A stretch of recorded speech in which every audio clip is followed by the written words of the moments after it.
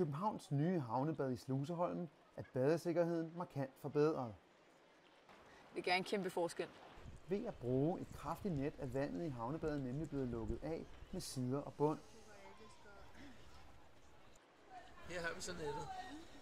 På grund af nettet er dybden i svømmeafdelingen nu kun 3 meter, selvom havnen her ellers er 6-7 meter dyb. Nu kan jeg se her fra kanten, hvad der er dernede. Med nettet er det derfor blevet en lettere opgave at overvåge badet, og det er langt lettere at finde frem til en nødsted, så de kan komme hurtigt op af vandet. Foreløbige erfaringer, vi har fået fra både livreddere og badegæster, de er ret positive. Tanken om, at man kan ryge 10 meter ned, som man kan inde i bryggebadet inde på Vislands Brygge, det synes jeg er lidt ubehageligt. Jeg synes, det er dejligt, at der er den sikkerhed her, at der er net under i 3 meters dybde. På Islands Brygge har havnebadet nu eksisteret i 11 år, og det er med sit springtårn et populært tidsfordriv for både københavnere og turister. Men badet på Islands Brygge er 8 meter dybt, og der er ikke sider og bund i. Og den kombination, at der er dybt, og der ikke er nogen sider på anlægget, det gør det til en vanskelig opgave at få fat i folk, hvis der sker en ulykke. Det er klart. Ja, du har. Super.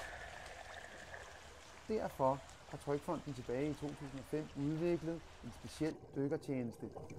Jeg ligger på midterlinjen og dykker over i retning af springbassinet. Dykkeren følger søgelinerne rundt i bassinet, hvor sigten ofte er under 3 meter. Og hvis det dårligere sigte, der var sidst. Okay, hvor dårligt? Der er ikke mere end et par meter til vandet. Et net med lav vanddybde kan derfor også give et markant løft i badesikkerheden på Islands Brygge, og det samme gælder også for Københavns sidste havnebad ved Fisketorvet, som også mangler bund og sider.